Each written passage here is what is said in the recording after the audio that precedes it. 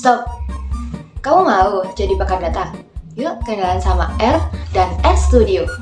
Halo, aku Devi. Aku Silma. Vina. Nama aku Adinda Jayaningrum. Ini R. R adalah bahasa pemrograman yang khusus dibuat untuk analisis data, statistika, dan visualisasi grafik. R sering digunakan oleh peneliti, akademisi, dan data analis karena R itu powerful. Di R kita bisa mengelola data dengan jumlah yang besar, kemudian R bisa menganalisis data statistik yang kompleks, mesin learning, dan visualisasi data level dewa. Dan poin plusnya, R itu gratis dan open source. Nah, ibaratnya R itu mesin padang mobil. Buat mengoperasikannya, kita butuh R Studio. Ini R Studio. R Studio adalah lingkungan pengembangan terintegrasi atau Integrated Development Environment atau IDE untuk bahasa pemrograman R. Nah, ibaratnya tadi R adalah mesinnya, maka R Studio adalah dashboardnya. Nah, R Studio adalah aplikasi yang bikin kita bisa nyetir R jadi super nyaman dan terorganisir. Di R Studio terdapat 4 panel. Yang pertama ada Script Editor. Di Script Editor kita bisa menulis kode atau bahasa pemrograman R. Dan yang kedua ada Console. Di Console, data kita akan dieksekusi oleh R Studio. Kemudian yang ketiga ada Environment. Di environment kita bisa pantau data dan variabel yang aktif. Kemudian yang keempat ada plots. Di plots kita bisa melihat visualisasi data kita yang keren. Nah, kira-kira kenapa sih harus pakai R Studio? Karena di R Studio kita bisa lebih mudah untuk menuliskan kode, menjalankan program, melihat grafik, dan mengelola file. Selain itu, tampilan di R Studio itu lebih user-friendly karena terdapat 4 panel. Yang pertama ada Script Editor, yang kedua ada Console, yang ketiga ada Environment, dan yang keempat ada Plots. Kemudian, R Studio cocok bagi pemula maupun profesional yang bekerja dengan bahasa R. Pokoknya, R dan R Studio adalah paket combo wajib buat kamu yang mau upgrade karir di dunia data. Tunggu apa lagi? Yuk kita install! Nah, kali ini kita akan lanjut menginstal R dan R Studio. Nah, langsung saja kita buka browser kalian. Bisa pakai Chrome atau yang lain. Lalu ketikkan download R. Nanti di hasil pencarian teratas ada download R for Windows dari halaman Run R Project. Bisa kita klik. Lalu ada muncul download R for Windows. Lalu kita klik untuk mengunduh. Lalu ini mulai mengunduh. Kita tunggu terlebih dahulu. Nah, karena sudah mulai terunduh dan sudah selesai, kita bisa open untuk menginstal R. Kita klik ini muncul user account control, kita klik yes. Kemudian pilih bahasa, kita pakai bahasa Inggris. Kemudian ada informasi, klik next. Kemudian ada pilihan lokasi, kita klik next juga. Ini folder exits. Yes, kita klik yes.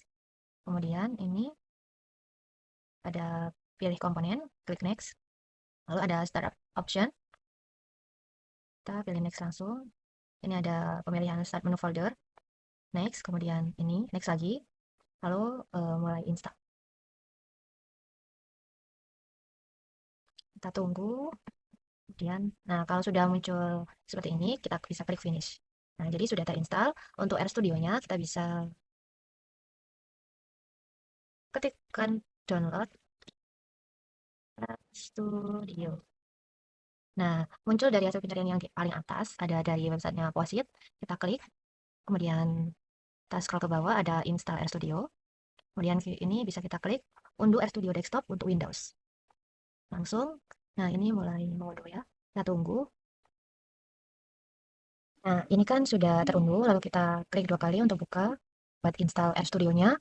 Kemudian muncul ini, user account control, kita klik yes, lalu ada setup R Studio, klik next, kemudian pilih lokasi penginstalan, langsung klik install, lalu kita tunggu. Nah, kalau sudah muncul tampilan completing R Studio setup, ini kita klik finish. Nah, sudah terinstall. Nah, ada apa aja sih struktur data di R? Nah, di sini aku akan menjelaskan ada 5 struktur data di R. Yang pertama ada scalar, yang kedua vektor, yang ketiga ada matriks, yang keempat ada data frame, dan yang kelima ada list. Kita kupas satu persatu, mulai dari scalar. Scalar memiliki beberapa tipe data, dan tipe-tipe data ini dianggap berisi vektor yang panjangnya satu elemen. Tipe data di scalar terdapat 5, yaitu yang pertama integer, yang kedua numerik, yang ketiga karakter, yang keempat ada logical, dan yang kelima adalah kompleks. Kita bahas satu persatu mulai dari numerik. Nah, numerik ini berfungsi untuk menyimpan data yang berbentuk desimal atau bilangan bulat.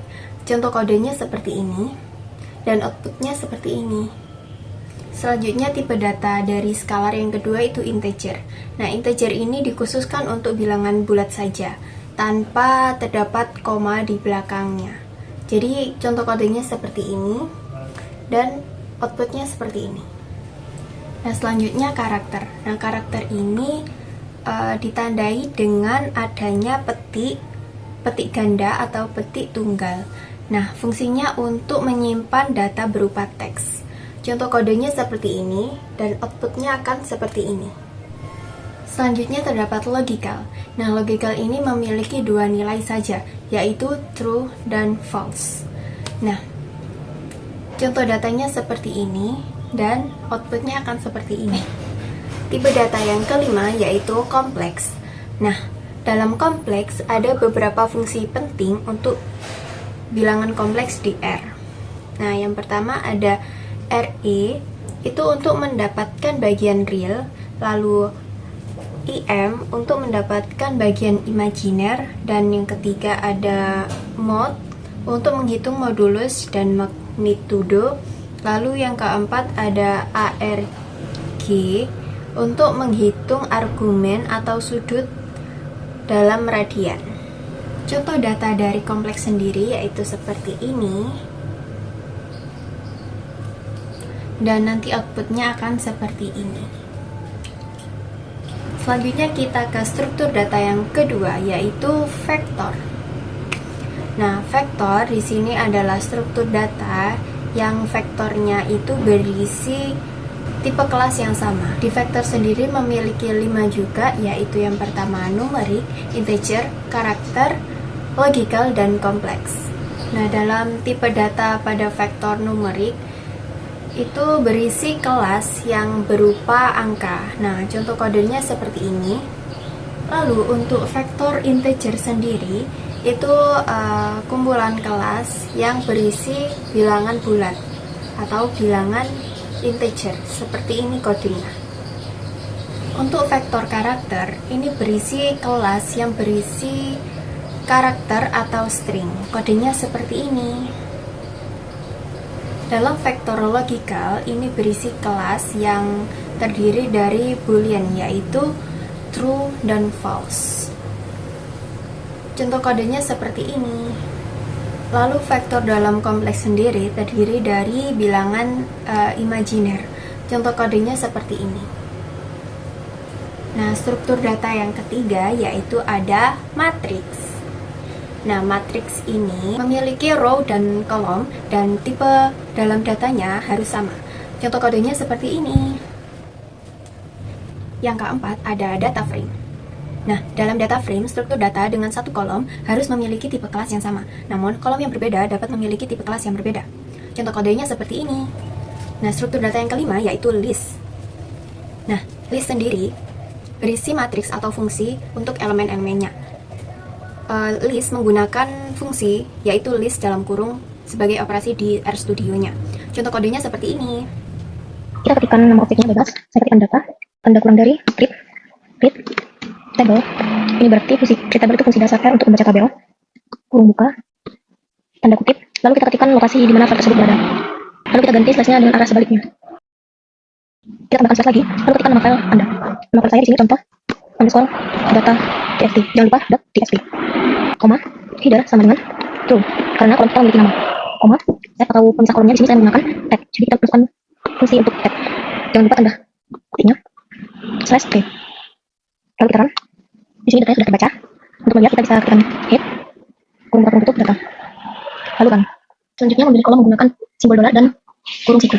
Kita tinggal ketikkan saja nama tadi yang saya tuliskan data. Nanti kita ketik data, simbol dolar, dan pilih kolom yang akan kita tampilkan. Di sini akan saya pilih matematika, lalu run. Maka di sini akan muncul kolom matematika. Saya juga menggunakan kurung siku. Kita ketikkan data, kurung siku, koma, kita ketik, saya ketikkan bahasa. Lalu kita run. Maka di sini akan muncul. Selanjutnya memilih baris, di sini saya menggunakan subset. Memilih baris sendiri digunakan untuk filter data berdasarkan kondisi tertentu. Misalkan kondisinya siswa dengan nilai matematika di atas 85. Dan misalkan siswa dengan nilai matematika di atas 95 itu sebagai siswa pintar.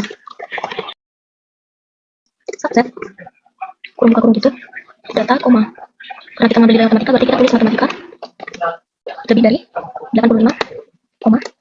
Karena kita hanya ingin mengambil nilai matematika saja, berarti kita tuliskan select. Sama dengan C. Nama, koma, matematika. Tekan hit siswa pintar. Lalu kita run. Dan di sini tampilannya sudah benar. Selanjutnya membuat variabel baru. Maka di sini saya akan membuat kolom rata-rata. Berarti kita ketikkan data frame-nya. Di sini data frame saya itu data, lalu simbol dolar, rata, kurang dari strip, kurung buka kurung tutup, data, simbol dolar, matematika, ketikkan data, simbol dolar, bahasa dibagi 2 karena kan rata-rata. Lalu kita run. Nah, di sini sudah terbaca. Kita lihat hasilnya. Nah, ini sudah muncul rata-ratanya. Kita klik view untuk melihat hasilnya. Nah, ini hasilnya sudah ada kolom baru yaitu rata-rata. Yang terakhir adalah mengubah tipe data. Di sini kita bisa lihat matematika itu tipe datanya integer. Kita akan mencoba mengubahnya ke karakter atau teks. Kita ketikkan data frame-nya, data, simbol dolar, lalu kita pilih matematika, kurang dari strip as, karena kita ingin mengubah dari integer ke karakter, berarti as titik karakter. Kurung tutup, data, simbol dolar, matematika. Dan kita run. Di sini kalian bisa lihat yang awalnya matematika itu integer, di sini berubah menjadi karakter. Baik, di sini saya akan menjelaskan mengenai visualisasi data dasar di R yang akan menunjukkan cara membuat 3 jenis grafik dasar, yaitu ada scatter plot, histogram, dan box plot. Di sini saya menggunakan data tinggi badan dengan satuan cm dan berat badan dengan satuan kilogram dari 10 siswa, di mana tinggi di sini ada rentang 150 hingga 178 dan berat dari rentang 45 hingga 70 kg. Saat kita blok dan run akan muncul di sini 2 kolom, yaitu ada kolom berat dan juga kolom tinggi. Selanjutnya yaitu ada scatter plot, di mana di sini menggambarkan hubungan 2 variabel dengan fungsi plot yang diikuti dengan tanda kurung. Tujuannya untuk mengetahui apakah ada hubungan antara tinggi dan berat badan siswa. Main di sini sebagai judul dari grafik yaitu tinggi dan berat badan siswa, ada X lab sebagai sumbu X yaitu tinggi badan, Y lab atau sumbu Y yaitu berat badan, dan PCH yaitu ada plotting character atau bentuk solid dari titiknya. Lalu ada color, di sini saya memilih blue atau biru untuk plotnya. Kita blok lalu kita run. Nah, di sini akan muncul grafik plot dari data tersebut. Nah, titik-titik ini menunjukkan pasangan antara tinggi badan dan juga berat badan setiap siswa.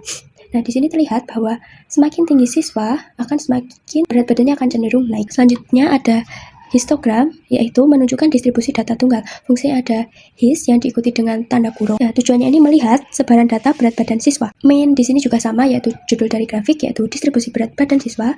Lalu ada X lab sumbu X sebagai berat badan siswa. Lalu color di sini adalah warna dari histogram itu sendiri yaitu hijau. Lalu border atau garis tepi ini berwarna hitam. Kita blok lalu kita run. Nah, di sini akan muncul histogramnya. Batang di sini menunjukkan jumlah siswa dalam rentang berat badan yang tertentu. Misalnya di sini ada 50 kg sampai 55, ada 2 orang di sini. Selanjutnya yang terakhir ada box plot, yaitu menunjukkan ringkasan statistik dan outlier. Nah, fungsinya di sini ada box plot, lalu ada diikuti dengan tanda kurung. Di sini main juga masih sebagai judul dari grafiknya, yaitu ada box plot berat badan siswa, lalu Y lab atau sumbu Y adalah berat badan siswa. Color di sini merupakan warna dari box plotnya itu sendiri, yaitu ada sky blue atau biru langit, ada border yaitu ada dark blue, dan notch di sini untuk membuat naktik dari box plot itu sendiri. Blok lalu kita run. Di sini akan muncul grafiknya yaitu ada box plot berat badan siswa. Di sini ada sumbu Y yaitu berat badan, dan di sini merupakan di tengah yang merupakan median dari data tersebut.